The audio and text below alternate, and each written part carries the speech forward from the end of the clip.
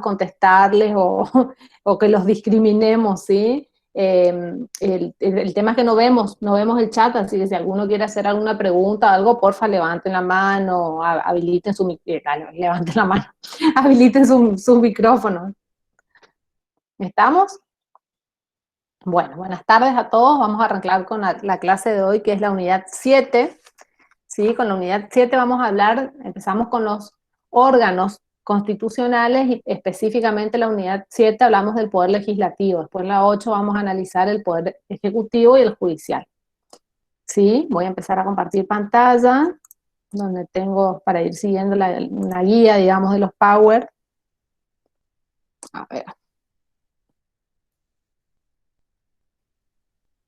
¿Cómo vienen con las clases, con el material, con los trabajos prácticos? ¿Vienen bien? ¿Van entendiendo? ¿Les gusta la materia? Cuéntenme un poco, a ver. Están todos muy callados.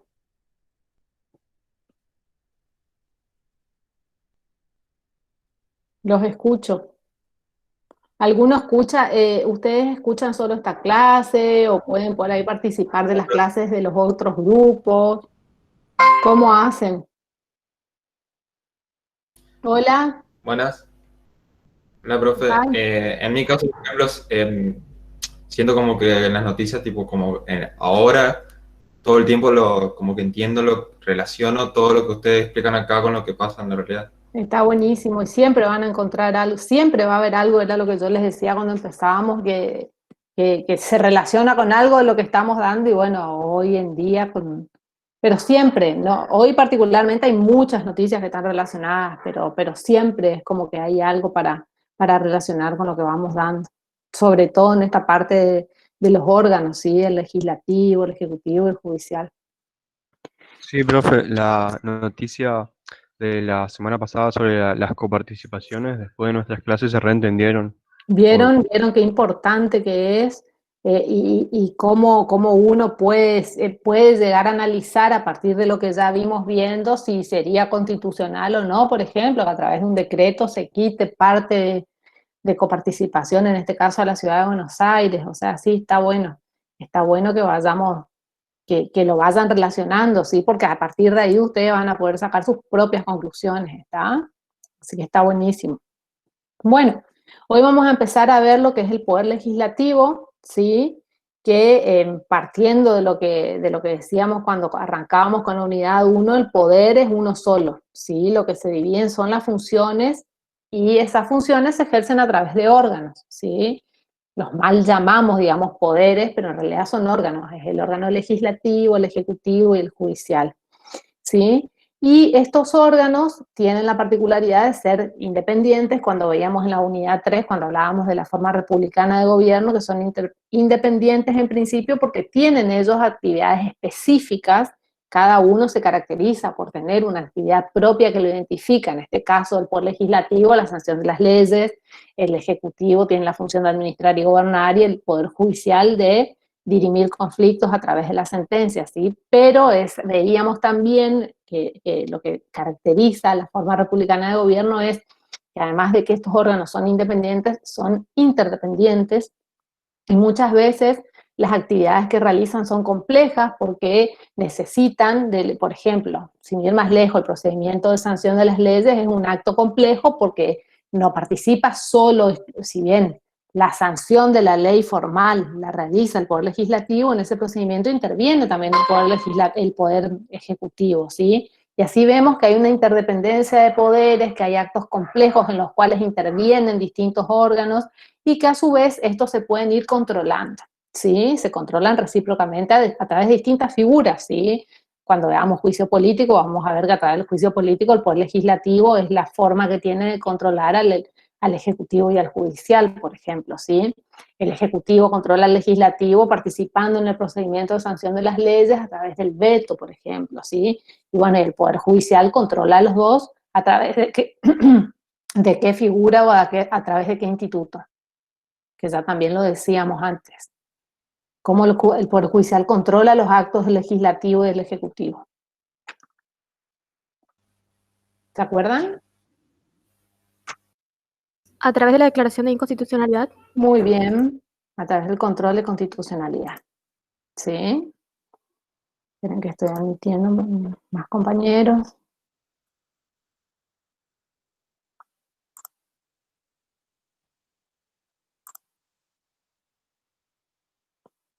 Bueno, seguimos.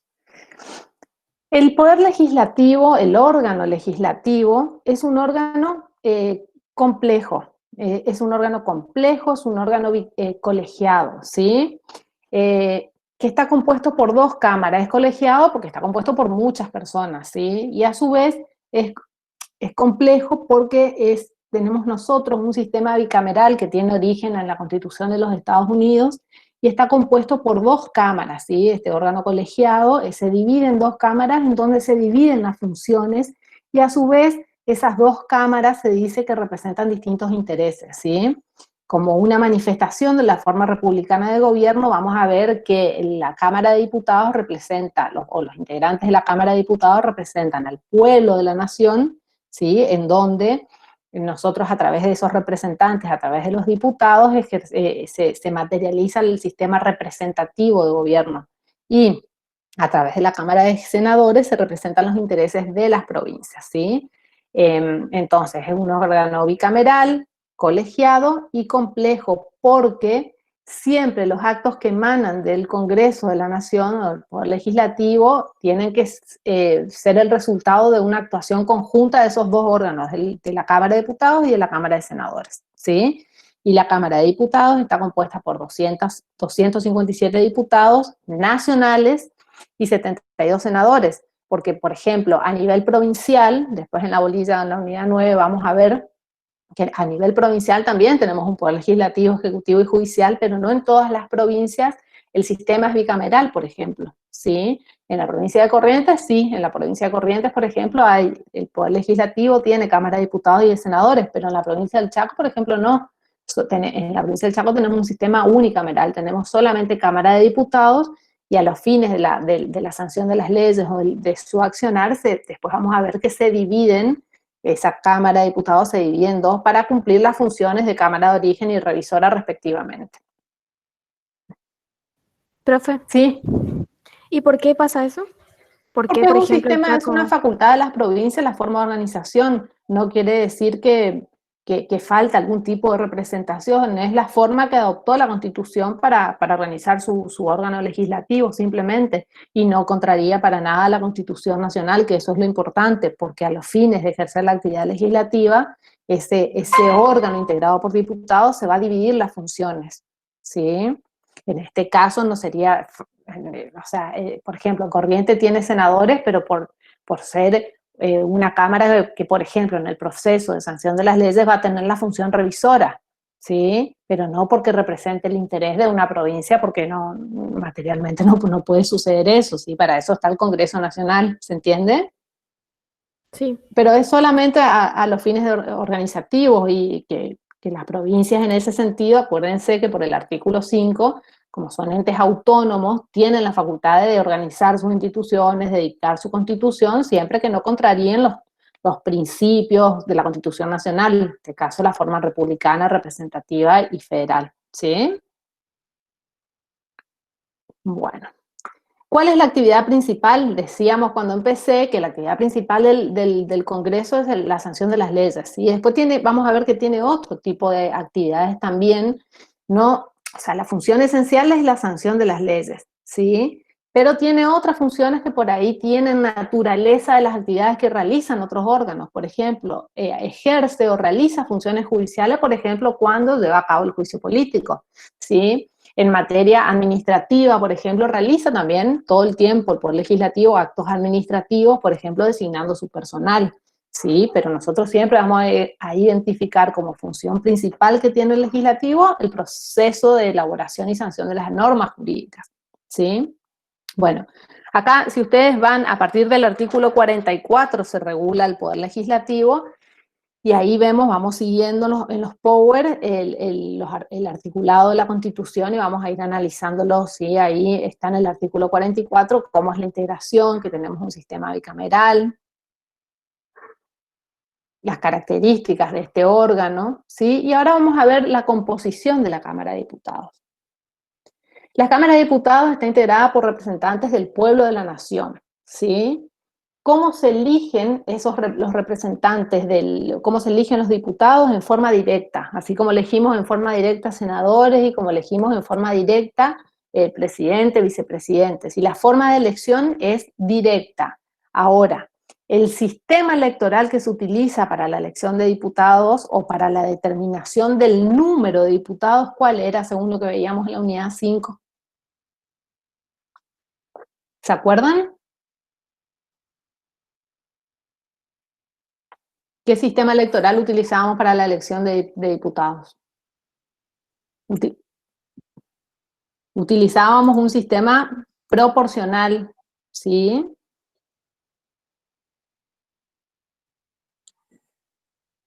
Un sistema, a ver, ahí está. Utilizábamos un sistema proporcional, ¿cómo?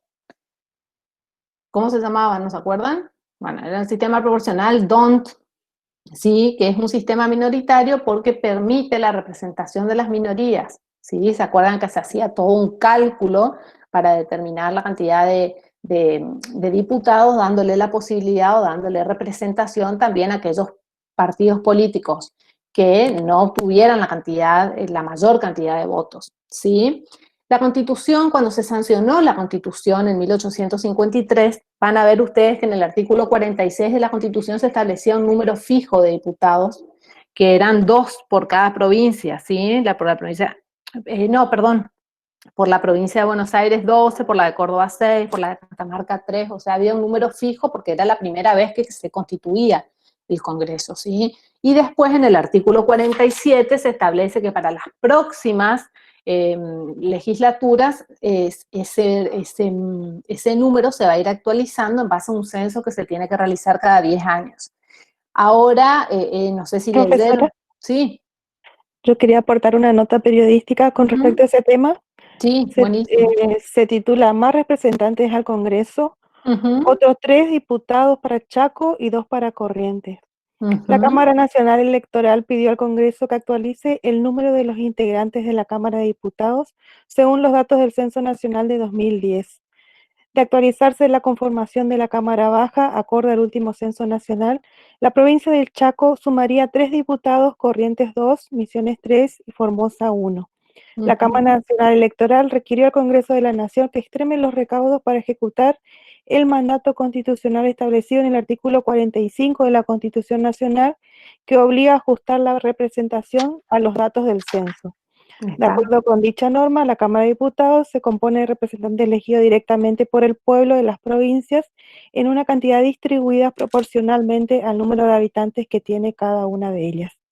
La Constitución Nacional dispone que después de la realización de cada censo, el Congreso fijará la representación con arreglo al mismo, pudiendo aumentar pero no disminuir la base expresada por cada diputado. Muy bien, Gabriel. Perdón, seguí.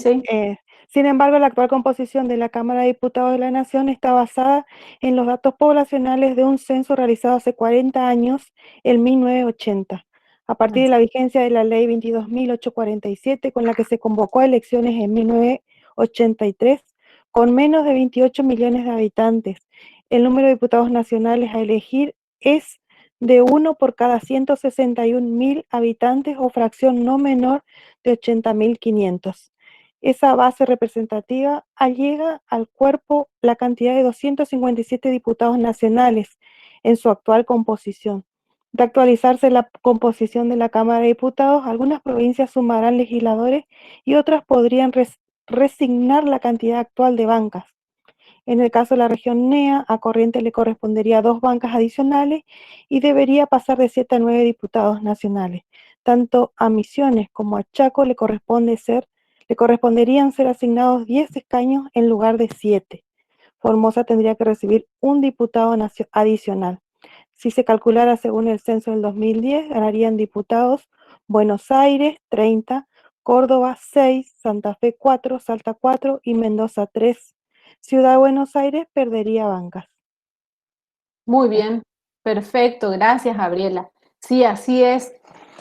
acá hay una discusión doctrinaria, porque imagínense ustedes, se está exigiendo ahora, se está pidiendo que se realice otra vez el censo, porque ya pasaron en principio los 10 años desde que se realizó el último censo, que fue en el 2010, ¿sí? Pero fíjense ustedes que la reacción, o sea, y es como dice Gabriela, o sea, nosotros eso que establece el artículo...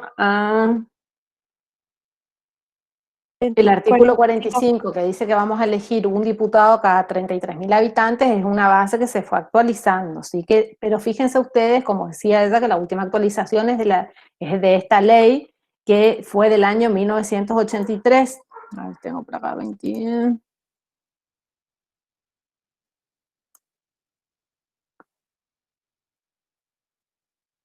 Bueno, no me acuerdo el número exacto de la ley, pero bueno, es el que mencionó Gabriela, a la 22847.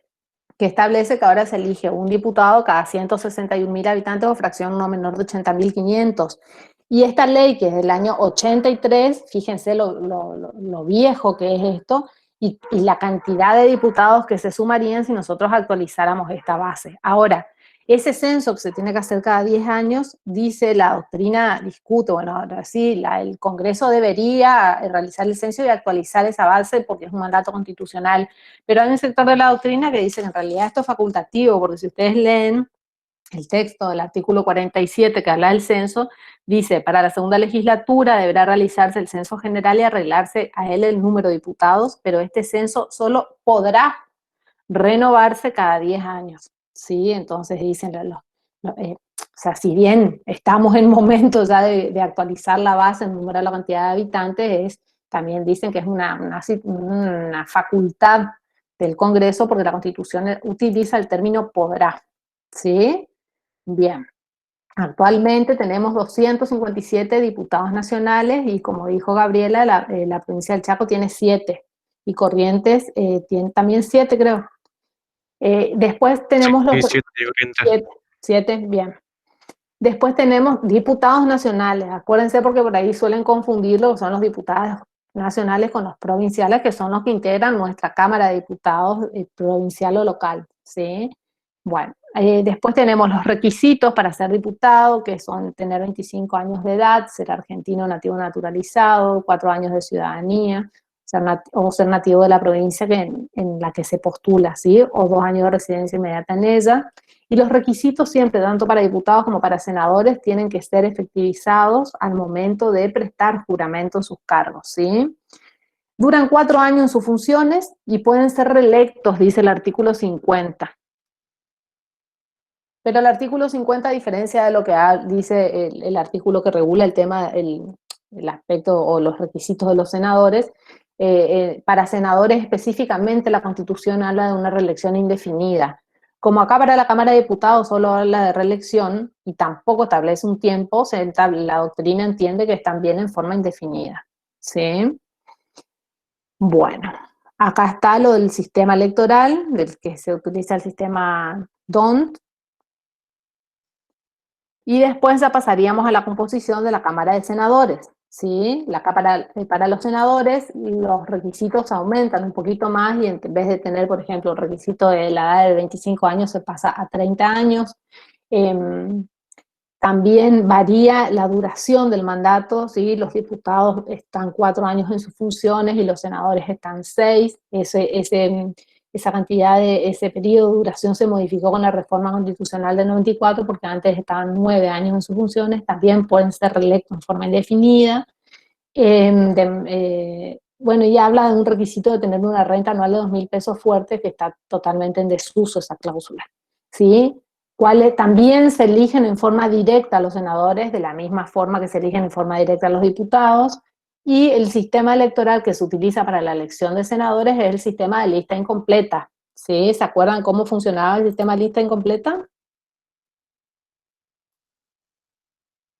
Y ¿se acuerdan de que hablábamos? De que este era el único artículo de la Constitución que hacía referencia exclusivamente a los partidos políticos, como que tenían que postularse senadores a través de un partido político, porque precisamente hablando del sistema electoral que se utiliza para su determinación, se establece que el partido político o sea, el 2/3 de las bancas se va a asignar al partido político que gane el número de votos y la banca restante al partido político que le sigue el número de votos. O sea que también es un sistema electoral proporcional porque permite participación de las minorías.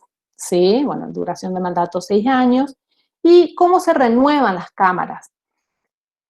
Siempre los diputados y los senadores cumplen su mandato de 4 años y 6 años respectivamente. Lo que pasa es que las cámaras se van renovando cada 2 años, ¿sí? La integración se va renovando cada 2 años. ¿Qué artículo era? El artículo 50, cuando habla de la Cámara de Diputados, no sé si estaba acá. Bueno, el artículo 50 dice, los diputados duran en su representación 4 años y son reelegibles, pero la sala se renovará por mitades cada bienio. ¿Qué significa eso? Que cada 2 años sale un grupo de diputados que ya cumplió los 4 años de mandato e ingresa otro. Y así se va renovando la composición de la Cámara. Pero lo que ustedes tienen que tener en claro es que no es que duran 2 años nomás en sus funciones. Todos duran 4 años, pero cuando cumplen esos 4 años se van renovando, ¿sí? Sale la mitad, que ya cumplió 4 años, sale y entra otra mitad o por otro periodo de 4 años. Cuando se estableció la primera legislatura se sorteó quiénes eran los que iban a salir. Y la Cámara de Senadores también se renueva por 2/3 partes cada 2 años, ¿sí? A ver qué artículo estaba. El 56 dice que el Senado se renovará en razón de 1/3 parte de los distritos electorales cada 2 años. O sea que cada 2 años se va renovando un senador, y así sucesivamente. ¿Sí? Bueno, sabemos que la Cámara de Senadores es el órgano que representa a las provincias o los intereses de las provincias y se compone o está integrado por 3 senadores por cada provincia y 3 por la Ciudad de Buenos Aires, lo que hace un total de 72 senadores. Bueno, lo que dije recién, la forma de elección es directa, a través del sistema electoral de lista incompleta, después tenemos los requisitos, la duración del mandato, la renovación, las autoridades, cada cámara tiene sus autoridades, tiene un presidente provisional, eso está establecido en los reglamentos internos de cada cámara, ¿sí? En el caso de la Cámara de Senadores, ¿quién es el presidente de la Cámara de Senadores?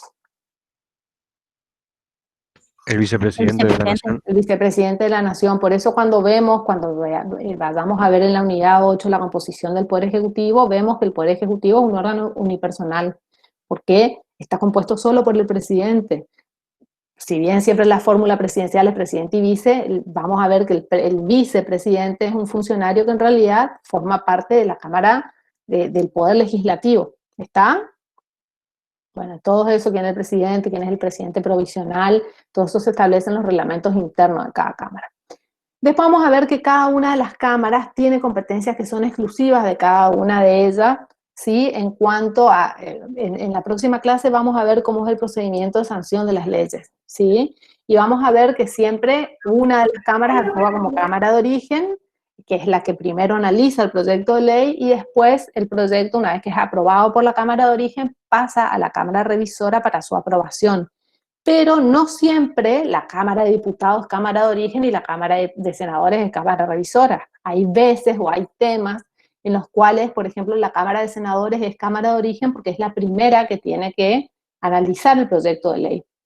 Ahora vamos a ver, por ejemplo, el proyecto de ley de coparticipación sí o sí tiene que tener origen en la Cámara de Senadores.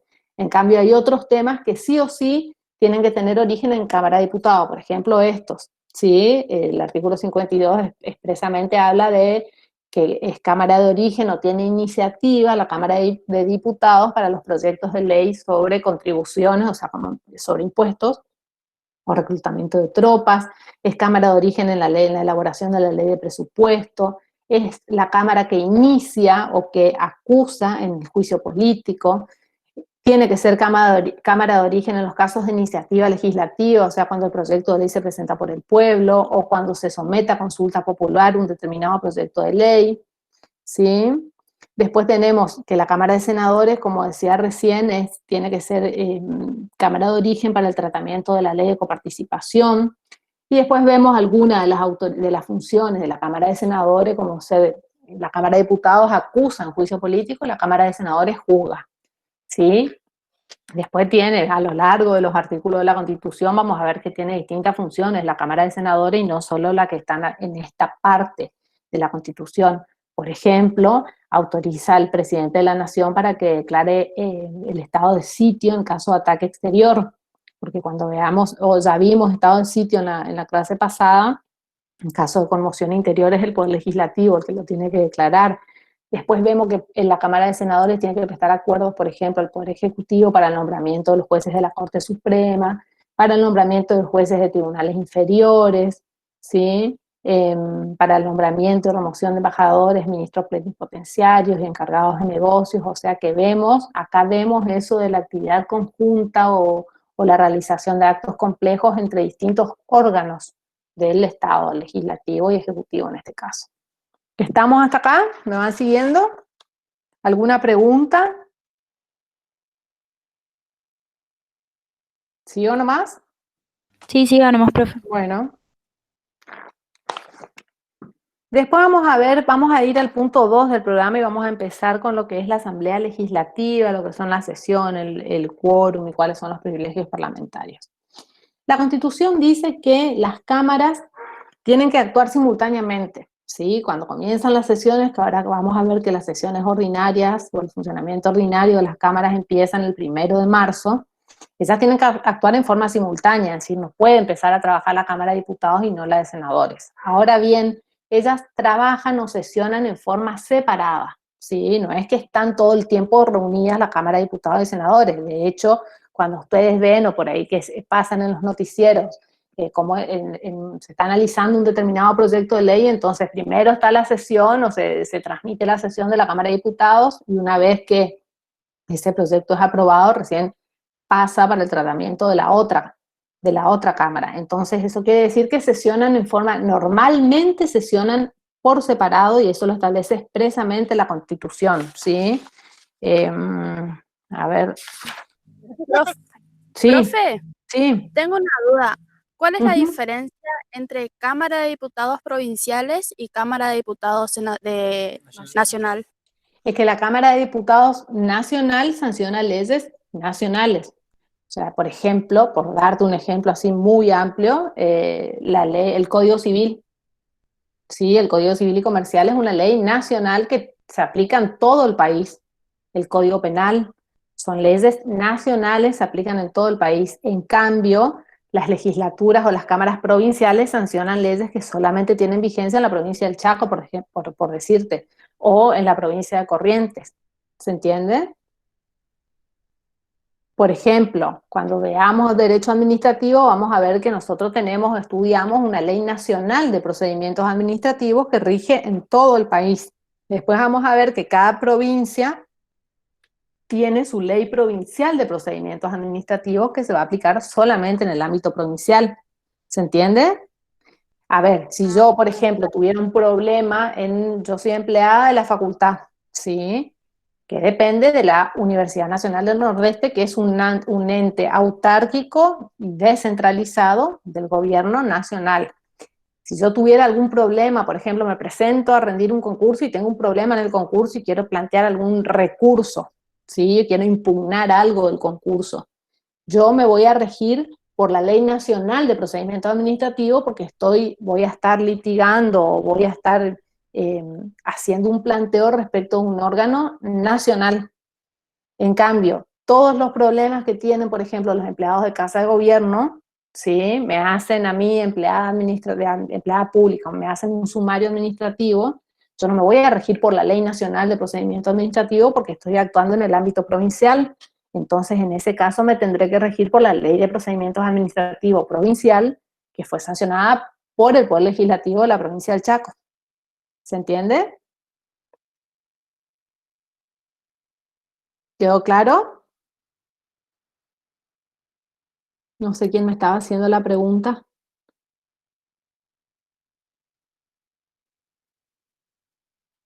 ¿Quién me preguntó? Porque no veía la pantalla cuando me estaban hablando.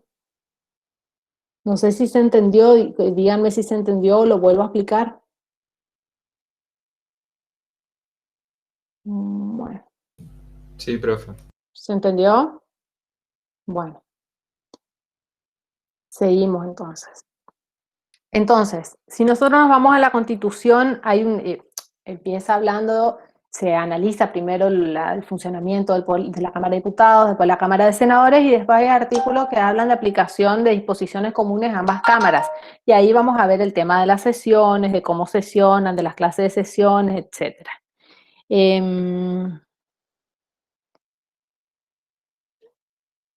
El artículo 65, por ejemplo, dice lo que yo les decía recién de la simultaneidad. Ambas cámaras empiezan y concluyen sus sesiones simultáneamente. Ninguna de ellas, mientras se hayan reunidas, podrá suspender sus sesiones más de 3 días sin el consentimiento de la otra. ¿Sí? Nos estoy encontrando, el artículo 63 dice, ambas cámaras se reunirán por sí mismas en sesiones ordinarias todos los años. Bueno, ahora vamos a ver la clase de sesiones. Pero hay un artículo que dice expresamente que las cámaras sesionan por separado, ¿sí? Ya lo vamos a encontrar. Pero hay casos en los cuales se reúnen las dos y que están presentes tanto Cámara de Diputados y Cámara de Senadores. Cuando las dos sesionan en forma conjunta, a eso se le llama asamblea legislativa, ¿sí? Y hay casos específicos que son generalmente protocolares en los cuales se utiliza la asamblea legislativa. Por ejemplo, cuando se hace la apertura anual de las sesiones ordinarias el 1 de marzo, están presentes los integrantes de las dos cámaras, está presente los integrantes o los ministros de la Corte, el presidente de la Nación. Otras circunstancias en las cuales hay asamblea legislativa, cuando se le toma juramento al presidente y vice, ¿sí? En cuestiones protocolares, por ejemplo, para recibir a representantes o jefes de estados extranjeros. Bueno, acá dice, para admitir o desechar los motivos de dimisión, o sea, la renuncia del presidente y vice, ¿sí? En esos casos se realiza asamblea legislativa, es decir, están juntos la Cámara de Diputados y la Cámara de Senadores, ¿sí? Bueno, acá está lo que yo les decía de las sesiones. El 65 es... Bueno, para llevar a cabo su trabajo, cada una de las cámaras se reúne en forma periódica. Estas reuniones se las denomina sesiones. Ambas cámaras sesionan por separado. O sea, Cámara de Diputados por un lado, Cámara de Senadores por otro, y cuando están las dos juntas, estamos en presencia de una asamblea legislativa que, como dije recién, es generalmente para cuestiones protocolares, ¿sí? Ambas cámaras sesionan por separado, cada una en su propio recinto, pero deben comenzar y concluir sus sesiones en forma simultánea. Además, bueno, el 65 dice que no pueden suspender sus sesiones por más de 3 días sin consentimiento de la otra. Y acá vamos a ver qué clases de sesiones pueden realizarse. ¿Sí? Tenemos 4 tipos de sesiones. Las ordinarias, las extraordinarias, las de prórroga, ¿sí? Y las preparatorias. Las sesiones preparatorias, las ordinarias, las extraordinarias y las de prórroga están expresamente reguladas en la Constitución. Las sesiones preparatorias no están expresamente reguladas en la Constitución, sino que están en los reglamentos internos de cada una de las cámaras, ¿sí? Las sesiones preparatorias generalmente se hacen una semana antes del inicio de las sesiones ordinarias y lo realizan en forma interna para ver cómo se van a organizar, para organizar el funcionamiento anual, digamos, de la Cámara. Después tenemos las sesiones ordinarias, que empiezan el 1 de marzo y terminan el 30 de noviembre de cada año, y durante el periodo de sesiones ordinarias es en donde normalmente se realizan, es la actividad normal del Congreso, realizan el análisis de los tratamientos, de los distintos proyectos de leyes que se van presentando, ¿sí? Después tenemos las sesiones extraordinarias, que son aquellas que pueden ser convocadas para casos urgentes, ¿sí? El artículo 99, inciso 9 de la Constitución habla de las sesiones extraordinarias porque solamente el presidente de la Nación las puede convocar, ¿sí? Dice el artículo 99, inciso 9 de la Constitución que el presidente, prorroga las sesiones ordinarias del Congreso o convoca sesiones extraordinarias cuando un grave interés de orden o de progreso lo requiera. Entonces, las sesiones extraordinarias, que son aquellas que solamente las puede convocar el presidente en estos casos que leí recién, ¿sí? Cuando circunstancias graves de orden y de progreso así lo requieran, y las sesiones extraordinarias se convocan por el presidente cuando el Congreso está de receso, o sea, entre el 30 de noviembre y el 29 o el 28 de febrero, cuando no están realizando las sesiones ordinarias, puede ser que ocurra alguna circunstancia extraordinaria y que el presidente necesite que el Congreso analice una determinada cuestión, ¿sí? Por ejemplo, se decreta o se dicta un decreto de necesidad y urgencia, y los decretos de necesidad y urgencia tienen que ser aprobados por la Cámara, ¿sí? Por el Congreso. Entonces, puede ser que se dicte un decreto de necesidad y urgencia en diciembre, o puede ser que el presidente disponga o declare el estado de sitio, ¿sí? Por conmoción exterior en enero. Entonces va a necesitar que el Congreso se reúna para que le dé aprobación a esa medida que él tomó. Entonces, en esos casos, el presidente convoca a sesiones extraordinarias. ¿Estamos? Que son excepcionales y que se pueden dar en este periodo. Y después tenemos las sesiones de prórroga, que son aquellas que pueden ser, la prórroga puede ser dispuesta tanto por el presidente como por el propio Congreso, y son como una continuación de las sesiones ordinarias, ¿sí? Cuando no se terminó de analizar o de tratar determinados proyectos de ley el 30 de noviembre y necesitan continuar trabajando un poco más para terminar con el análisis de ese determinado proyecto de ley, entonces se prorroga o se extiende la sesión ordinaria que se venía realizando, ¿sí? Y bueno, acá en los Power se ve lo que yo estuve diciendo recién. Las preparatorias son las que se llevan a cabo antes del inicio de las ordinarias y realizan trámites administrativos previos, ¿sí? Las sesiones ordinarias del 1 de marzo al 30 de noviembre trabajan con agenda abierta, y las extraordinarias solo las puede convocar el presidente cuando el Congreso esté de receso, ante una situación grave de orden o de progreso, ¿sí?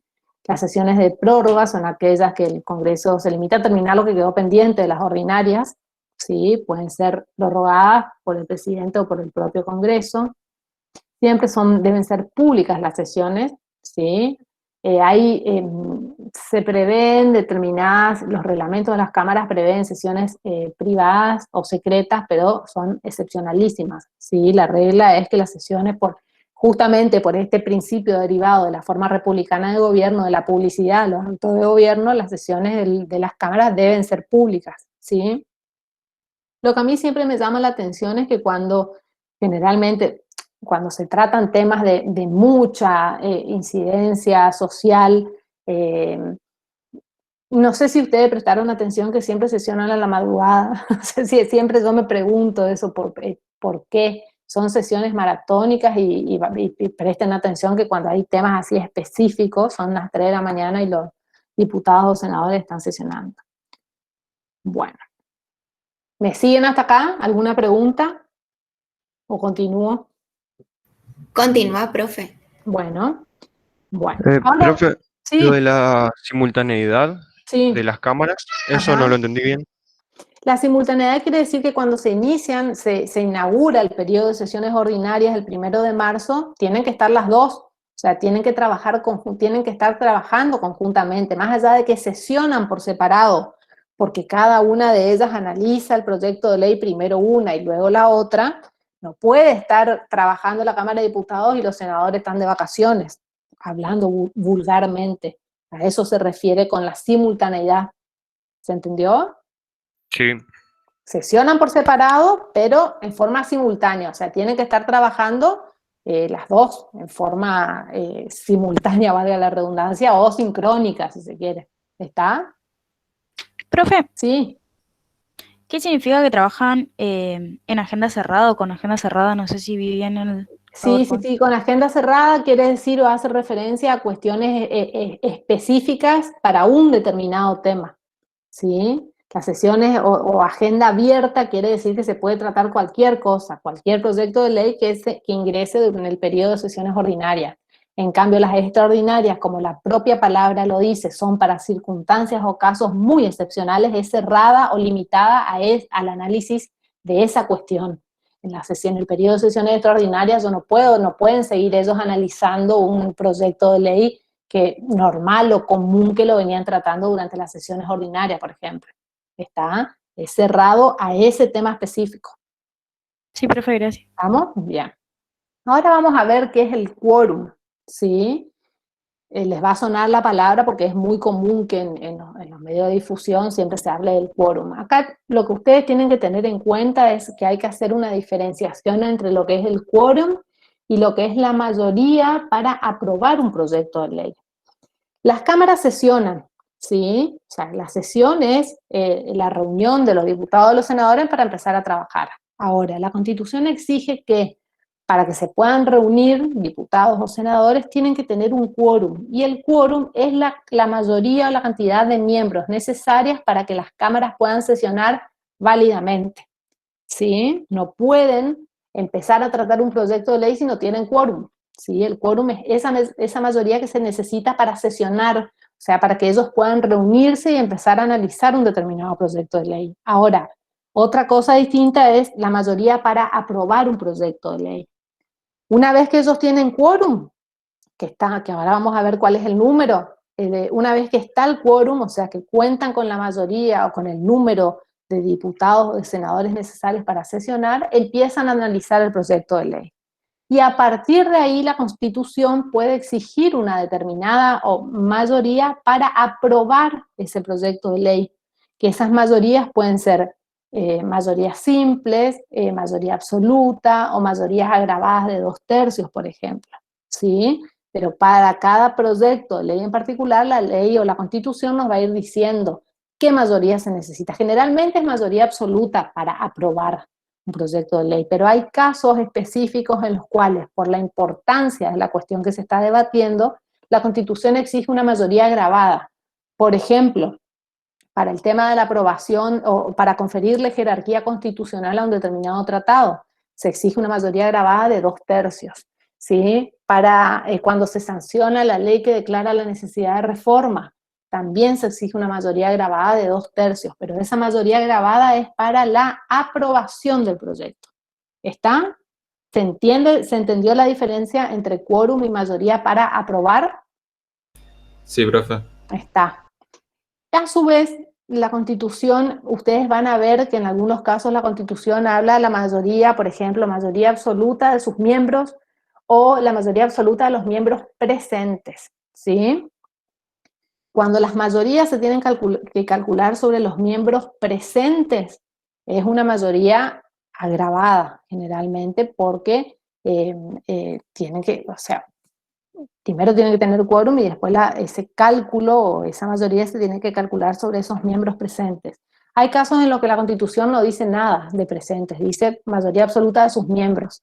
La doctrina entiende que cuando la Constitución no dice presentes, se entiende que el cálculo se tiene que hacer sobre todos los integrantes de las cámaras. ¿Estamos? Bueno, y el artículo 64, habla del quórum cuando dice que ninguna de ellas, Cámara de Diputados o Senadores, entrará en sesión sin la mayoría absoluta de sus miembros. Pero un número menor podrá compeler, bueno, este es un privilegio de la Cámara que ahora vamos a ver, dice, un número menor podrá compeler a los miembros ausentes a que concurran a las sesiones en los términos y bajo las penas que cada Cámara establezca. Sí, ustedes van a ver que por ahí van a escuchar en las noticias que no se pudo tratar un determinado proyecto de ley porque no hubo quórum. ¿Escucharon alguna vez eso? Sí. Sí, profe. Bueno, ese quórum es esa mayoría absoluta que exige el artículo 64, o sea, no pueden directamente empezar a trabajar o empezar a tratar un proyecto de ley porque no reúnen la mayoría necesaria para que puedan reunirse. ¿Está? La doctrina hace un análisis acá respecto de cuál es ese número, o sea, qué tengo que tener en cuenta yo para saber cuándo tengo mayoría absoluta en Cámara de Diputados y en Cámara de Senadores. La doctrina está de acuerdo, es unánime en la interpretación de que la mayoría absoluta es más de la mitad de los miembros del órgano, ¿sí? A ver, si yo tengo 72 senadores, ¿cuál sería el quórum para que Cámara de Senadores pueda sesionar? A ver ustedes qué van a hacer, que manejan los números. Yo siempre con esto esto porque ya me lo sé de memoria y hace 1000 años que lo tengo analizado, pero ¿cuál es la mitad de 72?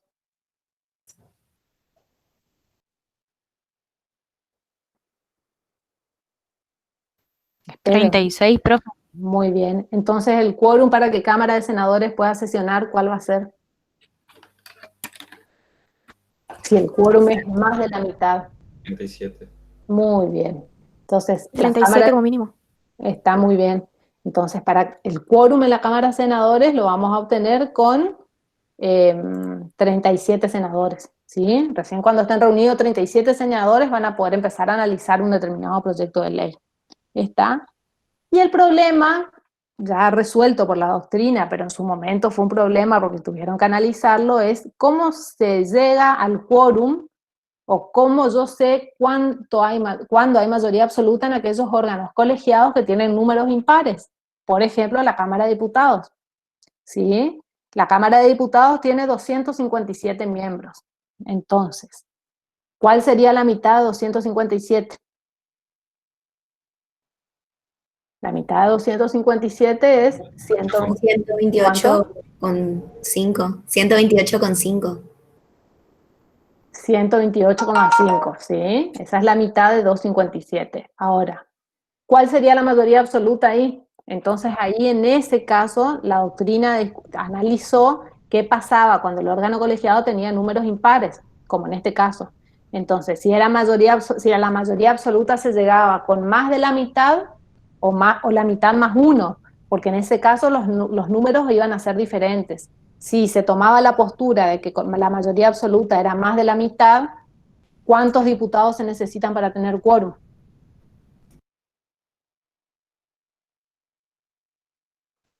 Si la mitad es 128,5. 129, profe. Muy bien. Entonces la doctrina discutía, bueno, si es más de la mitad, el quórum en la Cámara de Diputados va a ser 129 diputados. En cambio, si yo tomo la postura de que mayoría absoluta es la mitad más uno, voy a necesitar la mitad más uno, o sea, 130 diputados. ¿Sí? ¿Cuál es la postura que se aplica? La de que la mayoría absoluta es más de la mitad. O sea que para que Cámara de Diputados tenga quórum para empezar a sesionar, se necesita la presencia de 129 diputados. ¿Estamos?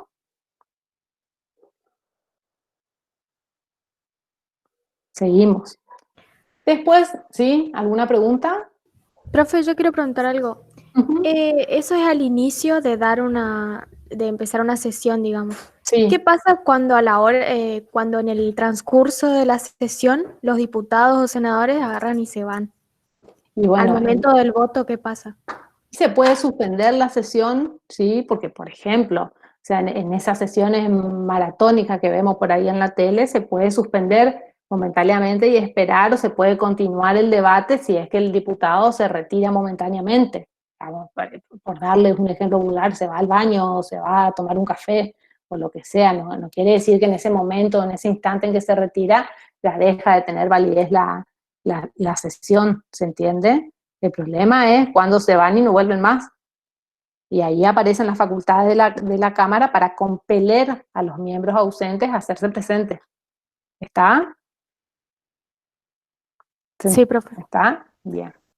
Después vamos a ver que después, cuando veamos bien en la clase que viene el procedimiento de sanción de las leyes, vamos a ver cómo funciona el tema de las comisiones, pero dentro de las cámaras, tanto de diputados como de senadores, se van formando distintas comisiones que se especializan en determinados temas, ¿sí? Acá la Filmina dice que las comisiones son pequeños grupos de legisladores que funcionan dentro de cada cámara y que cumplen diferentes funciones con el objeto de auxiliar a las distintas salas en su funcionamiento.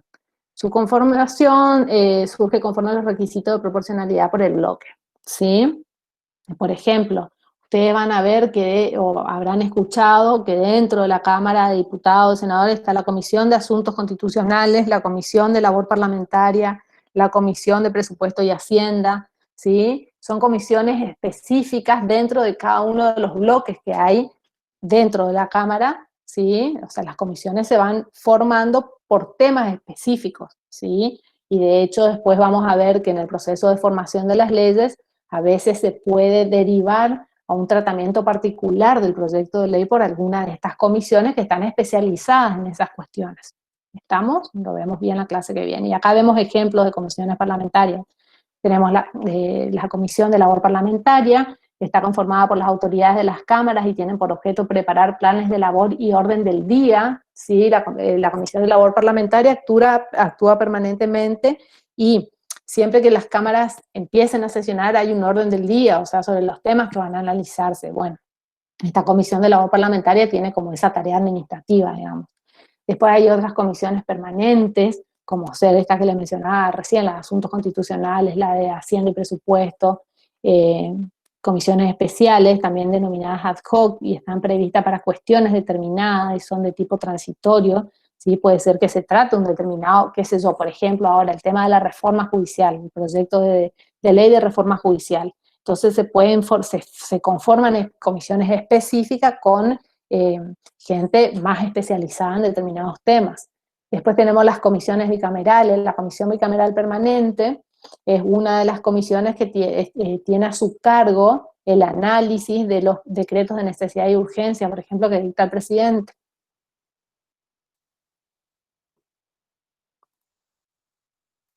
Seguimos.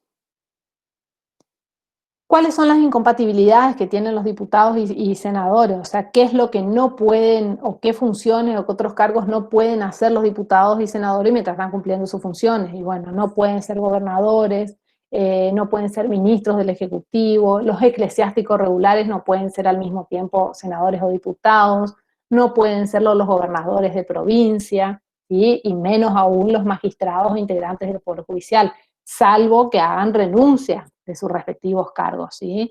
Los únicos casos en que la Constitución exceptúa el tema de las incompatibilidades es, por ejemplo, lo que dice el artículo 72, el artículo 72 dice que ningún miembro del Congreso puede recibir empleo o comisión del Poder Ejecutivo. O sea, mientras esté, por ejemplo, cumpliendo función de diputado o de senador, no podría ejercer al mismo tiempo un cargo de ministro del Poder Ejecutivo, ¿sí? Sin previo consentimiento de la Cámara respectiva, dice. O sea, se exige el consentimiento de la Cámara, pero nunca se ha visto que la Cámara brinde consentimiento para que se ejerzan simultáneamente esas dos funciones, porque son totalmente incompatibles, ¿sí? Y los casos, o sea, o puede ocurrir que, por ejemplo, un funcionario está cumpliendo funciones de ministro y es electo diputado, ¿sí? O viceversa, puede ocurrir que renuncie o que pida licencia en ese determinado cargo para ejercer el otro. Lo que no puede hacerlo es ejercerlo simultáneamente, ¿está? Y también Pero, sí. ¿Se puede postular siendo ministro para diputado? Sí, sí. Sí, porque lo que no se puede hacer es ejercer en forma simultánea las funciones, ¿está? Y otra cuestión que expresamente la Constitución prevé, creo que es en el 72, es el tema de los empleados que son de carrera. El 72, cuando dice, ningún miembro del Congreso podrá recibir empleo o comisión del Poder Ejecutivo sin previo consentimiento de la Cámara, excepto los empleos de escala. Los empleos de escala son esos, o sea, la carrera administrativa. ¿Sí? Yo, por ejemplo, soy empleada del Poder Ejecutivo hace 20 años, tengo carrera administrativa, y en ese caso, generalmente lo que ocurre en la práctica es que se pide licencia para ejercer para ejercer el otro cargo o función, ¿se entiende? Y obviamente que no se puede cobrar el sueldo por las dos funciones al mismo tiempo. ¿Cómo se remunera la actividad de diputado y senadora? A través de la dieta. Siempre cuestionado el tema de la dieta porque ellos mismos nomás aumentan el sueldo, ¿sí? La Constitución dice que la dieta se hace frente a la dieta de diputados y senadores con los recursos del Tesoro Nacional, pero como esa remuneración o el importe o el monto se determina por una ley, ellos nomás, diputados y senadores, determinan su sueldo, digamos, que es lo que siempre cuestiona la sociedad y los otros órganos del Estado. ¿Qué inmunidades o privilegios tienen? ¿A qué hace referencia la Constitución cuando habla de inmunidades y privilegios de los diputados y senadores? Ustedes van a ver que tenemos privilegios individuales y colectivos, o ellos, los diputados y senadores, tienen privilegios individuales o colectivos. Pero la Constitución, cuando se refiere a inmunidades y privilegios individuales o colectivos, no hace referencia a un privilegio de carácter personal, sino que lo que se trata es de proteger el ejercicio de la función del órgano, ¿está? Por más que sean personales. Lo que se trata de garantizar es el normal funcionamiento del órgano, por más de que se llamen personales, por más de que ahora vamos a ver cuáles son los personales, por ejemplo, inmunidad de arresto, ¿sí? No quiere decir que se esté protegiendo en sí a la persona del funcionario, a la persona del diputado o del senador, sino que lo que se trata es de garantizar la continuidad del funcionamiento del órgano. La Filmina dice: las inmunidades y privilegios son ciertos derechos y garantías, facultades que la Constitución consagra a favor del Congreso y de los legisladores que lo integran, a fin de proteger su independencia y su funcionamiento eficaz. Se establecen con el objeto de asegurar la independencia, seguridad, jerarquía y especialmente el adecuado funcionamiento del Poder Ejecutivo. No crean ustedes o no lo entiendan como que es un privilegio personal, el diputado puede decir lo que quiera o él no puede ser arrestado por su sola condición de diputado o senador. ¿Sí? Es para garantizar el funcionamiento o el adecuado funcionamiento del órgano. Y ahí vamos a ver una clasificación entre inmunidades y privilegios individuales y colectivos. Entre los individuales podemos encontrar la inmunidad de expresión, el desafuero y la inmunidad de arresto, y entre los colectivos podemos encontrar el juicio de las elecciones, o sea, cada Cámara es juez de las elecciones de sus miembros, dice la Constitución, tienen facultades de poder disciplinario sobre sus integrantes e incluso frente a terceros, la facultad de dictar sus reglamentos internos y la facultad de interpelación o pedidos de informes a los ministros del Poder Ejecutivo. Vamos con los privilegios personales. ¿En qué consiste la inmunidad de expresión? ¿Sí? La inmunidad de expresión y sobre todo la inmunidad de arresto y el desafuero están íntimamente relacionados. La inmunidad de expresión quiere decir que los diputados o senadores no pueden ser molestados, ni interrogados judicialmente, ni acusados por las opiniones que emitan durante el ejercicio de sus funciones de legisladores, ¿sí? El objetivo de esta inmunidad es que el legislador no se sienta presionado ni amenazado durante el ejercicio de sus funciones y que pueda trabajar en forma libre e independiente. Esta inmunidad de expresión es una protección que se brinda por los dichos de estos funcionarios mientras dure el ejercicio de sus funciones, pero se extiende después que termina el ejercicio de sus funciones. A ver, termina el mandato del legislador y no es que, bueno, a ver, terminó el mandato, por darles un ejemplo, el 30 de noviembre, y el 1 de diciembre le están haciendo una querella o una denuncia por lo que él dijo mientras estaba ejerciendo sus funciones. No, o sea, esa inmunidad de expresión se extiende por lo que dijo mientras estaba ejerciendo como diputado, como senador, pero se extiende en el tiempo, porque si no, por todos los dichos de ellos podrían ser juzgados en cualquier momento. ¿Sí? Esta protección se limita a aquellas declaraciones, pero obviamente que declaraciones realizadas en relación a sus funciones de legislador, ¿sí? En caso de que un legislador abuse de esta libertad de expresión, la Cámara respectiva podría aplicarle sanciones. Después tenemos la inmunidad de arresto, ¿sí? Que acá hay que hacer o hay que tener en cuenta lo siguiente. Los diputados o senadores no pueden ser arrestados o detenidos mientras estén cumpliendo sus funciones. Eso no quiere, o sea, arrestado o detenido quiere decir privado de su libertad personal. Eso no quiere decir que no puedan estar siendo investigados o procesados, por ejemplo, por la comisión de algún delito, ¿sí? O sea, simultáneamente puede ser que el funcionario, el diputado o el senador esté cumpliendo sus funciones y que simultáneamente sea investigado o esté siendo investigado por el Poder Judicial. No es incompatible ello. Lo que la Constitución garantiza es que no sean privados de su libertad. Ahora bien, llegada una instancia de la investigación en la cual, por ejemplo, el juez necesite dictar una prisión preventiva, ¿sí?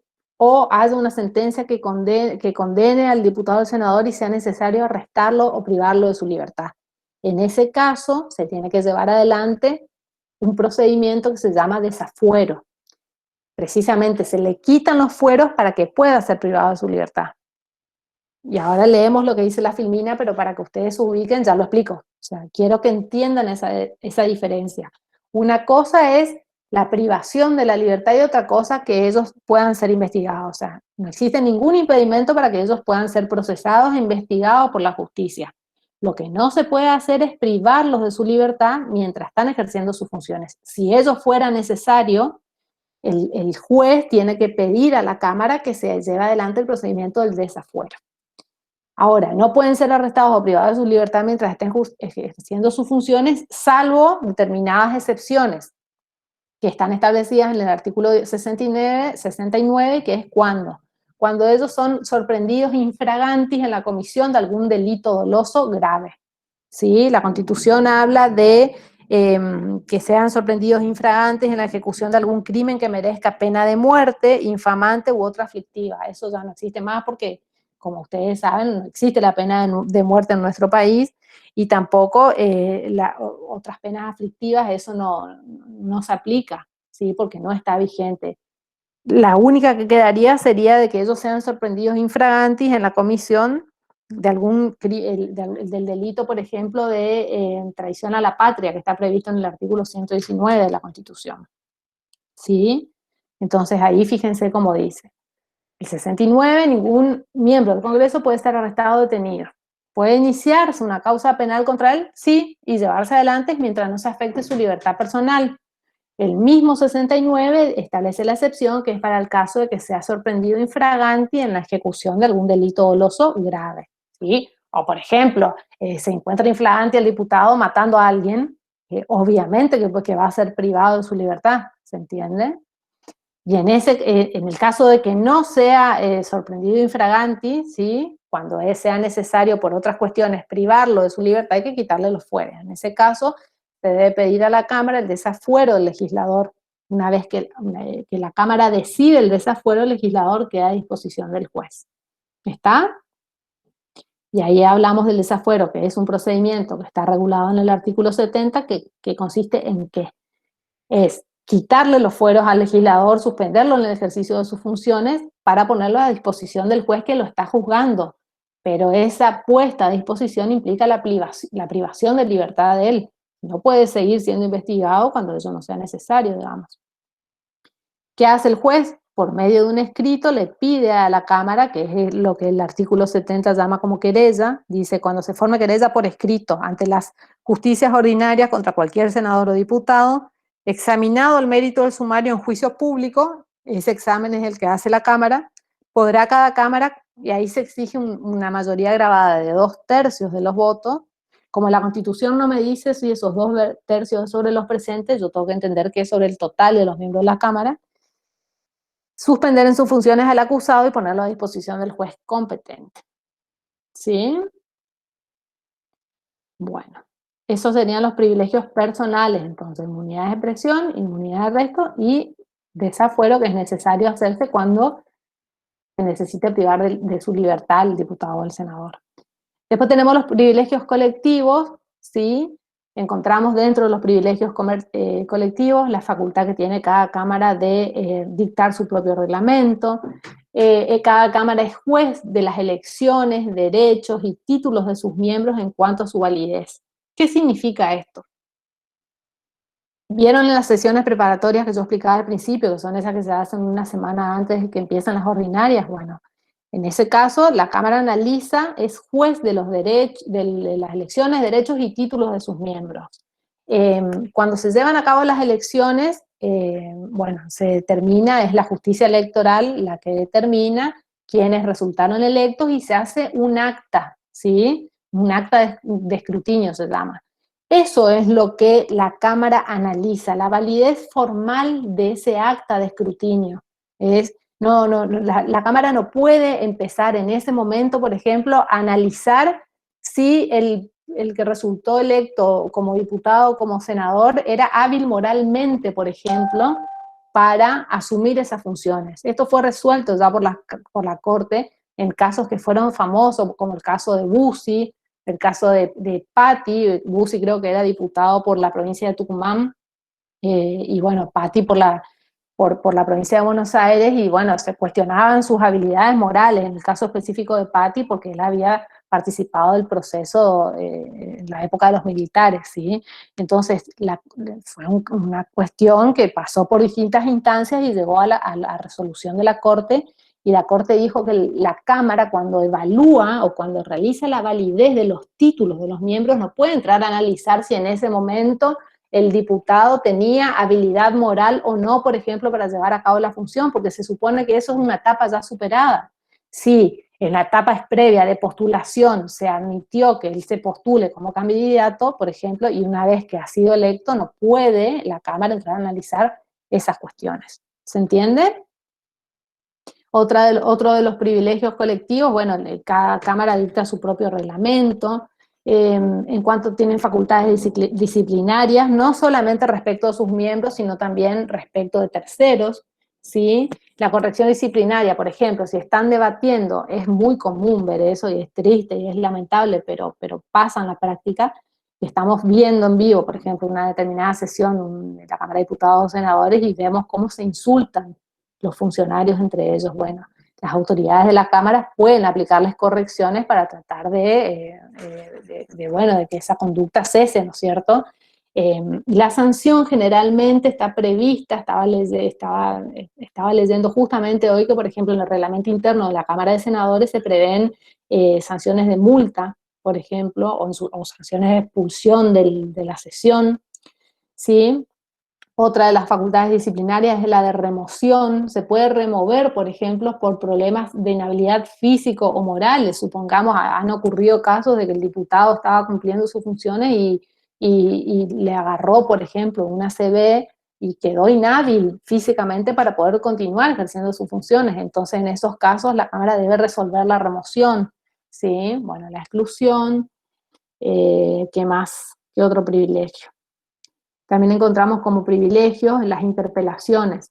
Acá hay que hacer una diferencia entre lo que es el pedido de informes e interpelaciones, ¿sí? Fíjense cómo dice el artículo 71, hace referencia, a ver, una de las atribuciones o privilegios colectivos de las cámaras es la facultad que tienen estas para pedir informes al Ejecutivo, ¿sí? Ahora bien, tenemos que hacer una diferencia entre lo que es un simple pedido de informe y una interpelación. A cualquiera de los ministros del Poder Ejecutivo, la Cámara le puede pedir, puede hacer ir puede pedir o exigir que se presenten en sus registros, en sus recintos, perdón, a presentar informes sobre la marcha de sus funciones, de las actividades que están realizando, etc. Ahora, la figura de la interpelación es otra cosa. La interpelación se realiza solamente respecto de uno de los funcionarios del Poder Ejecutivo, que es ¿quién? ¿Alguno sabe o se acuerda o escuchó por ahí? La interpelación se puede hacer respecto del jefe de gabinete solamente. Y la finalidad que tiene es la remoción del jefe de gabinete. Ahora, cuando lleguemos a la unidad 8, vamos a ver las características de nuestro sistema presidencialista, ¿sí? Yo les voy adelantando esto para que ustedes vean cómo se relaciona o por qué les hago esta diferencia ya acá.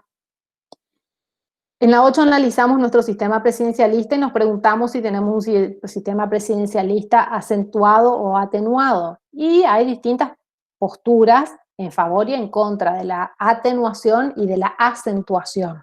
Nosotros concluimos de que el sistema presidencialista, después de la reforma del 94, se vio acentuado, porque el presidente, por ejemplo, la figura del presidente tiene muchas más atribuciones de las que tenía antes, ¿sí? Y lo que se trató, quienes alegan de que tenemos un presidencialismo atenuado, hablan de, por ejemplo, de la aparición de la figura del jefe de gabinete, que es el jefe de los ministros y que es una figura que aparece regulada en la Constitución con la reforma del 94.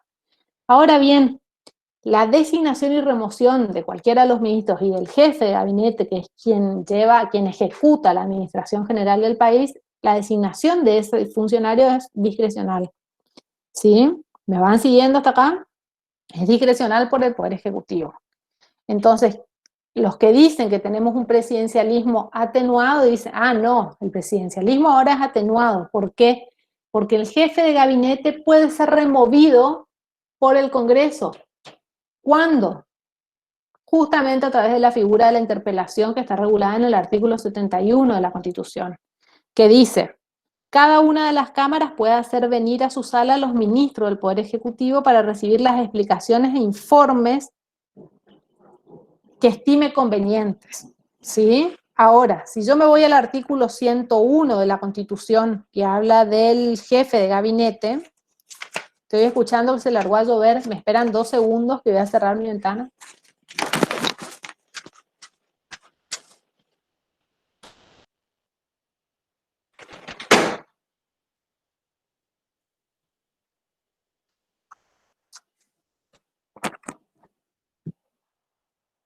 ahí volví. Cuando el artículo 101 habla de la figura del jefe de gabinete, dice que el jefe de gabinete debe concurrir al Congreso al menos una vez por mes, alternativamente a cada una de sus cámaras, para informar acerca de la marcha del gobierno, sin perjuicio de lo dispuesto por el 71, o sea, sin perjuicio del pedido de informes que los diputados y senadores pueden hacer a cualquiera de los ministros. Y dice la última parte, puede ser interpelado a los efectos del tratamiento de una moción de censura, ¿sí? Eso es la interpelación, es la facultad que tiene el Congreso de remover a la figura del jefe, al funcionario al jefe de gabinete. Entonces, no es lo mismo un simple pedido de informes que la interpelación, ¿se entiende? No quiero que confundan eso, siempre se preguntan en los exámenes esto y la mayoría de las veces no saben la diferencia. La interpelación es solamente respecto del jefe de gabinete y es para lograr la remoción de él, ¿sí? Cosa que la doctrina también sigue discutiendo y dice, los que se oponen a los que... vieron que les dije que hay dos posturas. Los que dicen que tenemos un presidencialismo atenuado dicen no, tenemos un presidencialismo atenuado porque el jefe de gabinete puede ser removido por el Congreso. Ahora bien, primero que esto en la práctica nunca se hizo, y en segundo lugar, como la designación y la remoción del jefe de gabinete es discrecional del presidente, el Congreso lo puede remover, pero el presidente lo puede volver a designar. ¿Se entiende? Entonces, los que dicen que tenemos un presidencialismo acentuado, dicen, no, el Congreso lo puede remover a través del voto de censura, a través de la interpelación, pero este funcionario puede volver a ser designado discrecionalmente por el presidente. Les explico esto para que ustedes entiendan la diferencia entre lo que es la interpelación y el pedido de informes, aunque lo vamos a volver a analizar en la unidad 8. ¿Sí? Entonces, acá, si bien la filmina dice interpelaciones, quiero que ustedes entiendan eso. Interpelaciones solo respecto al jefe de gabinete, pedido de informes en realidad es a lo que se refiere el artículo 71. ¿Sí? ¿Sobre qué temas pueden ser los pedidos de informes? Sobre las actividades que van llevando adelante los ministros dentro de sus funciones en el Poder Ejecutivo. ¿Sí? Y bueno, y acá habla de la interpelación al jefe de gabinete, que es responsable político ante el Congreso, porque también vamos a ver en la unidad 8 que el presidente es el jefe de la administración general del país, pero quien ejerce esa administración general es el jefe de gabinete. Entonces él tiene obligaciones o responsabilidades específicas frente al Congreso. Debe concurrir a las sesiones del Congreso y participar en sus debates, puede estar presente pero no vota. Debe presentar junto a los restantes ministros una memoria del Estado de la Nación en lo relativo a los negocios de los respectivos departamentos. Debe producir informes y explicaciones al Congreso que cada una de las cámaras le solicita. ¿Sí? Y ahora que leo acá el tema de participar en las sesiones, cuando las cámaras sesionan, el presidente del Senado, que es el vicepresidente de la Nación, tiene voz pero no tiene voto. No vota el presidente del Senado, que es el vicepresidente, no vota en las sesiones. Salvo que haya que. ¿Cuál es el único caso en el que se permite? En el caso de empate, ¿sí? Que fue recontra famosa, no sé si se acuerdan cuando vimos en el tema de los gravámenes, la resolución 125, la famosa resolución 125, en donde estaban debatiendo el tema de las retenciones a las exportaciones. En ese momento el vicepresidente de la Nación era Julio Cobos, si bien integraba la fórmula presidencial con Cristina Fernández, votó en contra, o sea, en ese caso... Pero él fue el que dijo voto no afirmativo. El voto es no afirmativo, ¿sí? Porque habían empatado y bueno, tenía él que desempatar, digamos, y bueno, aún siendo vicepresidente, votó en contra del gobierno. Fue eso, quedó para la historia.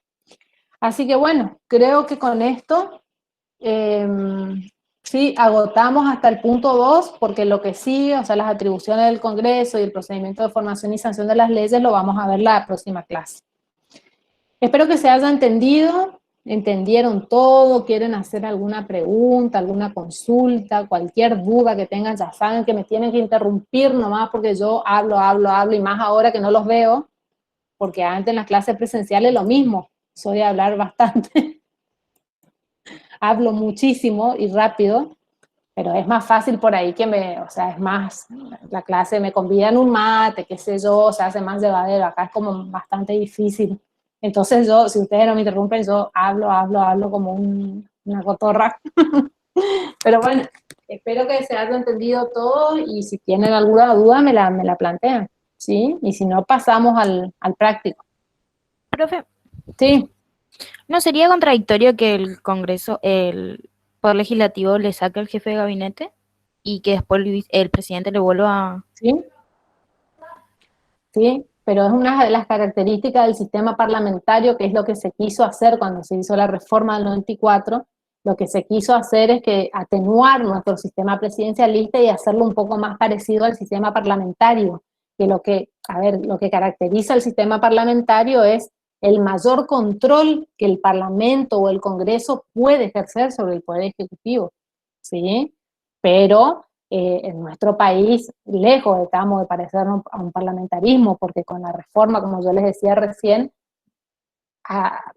lejos de haberse atenuado el sistema presidencialista, se acentuó, más allá de que está la figura del jefe de gabinete, que la Constitución dice que el Congreso lo puede remover, pasa esto, como el presidente lo puede volver a designar, digamos, ese mayor control que se pretendió hacer, en la práctica no se esfuma, digamos, no es posible hacerlo, y de hecho nunca ocurrió desde que se hizo la reforma del 94.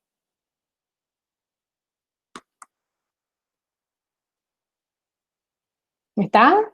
¿Contesté tu pregunta? Sí, profe, sí. Muchas gracias. Bueno. Sí, acá dice, Débora pregunta, en caso de que sea sorprendido infraganti, ¿también se necesita pedir el desafuero? Sí, la diferencia es que se hace después de que fue privado de la libertad, ¿entiende?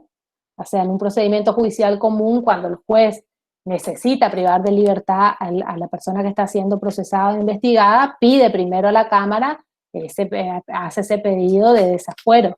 En cambio, cuando es sorprendido infraganti en la comisión de un delito, se lo priva de la libertad antes de que se haga el procedimiento de desafuero, pero lo lógico y lo normal sería de que después se lleve adelante el desafuero para completar, digamos, ese procedimiento y para que sea conforme a la Constitución. ¿Está? Bueno, ahora sí, las dejo con las profes del práctico, ¿sí? Vale, cortada la grabación y empezamos de vuelta. Ah, perfecto. Sí. Gracias, Rosy. Mientras me voy a cerrar la ventana.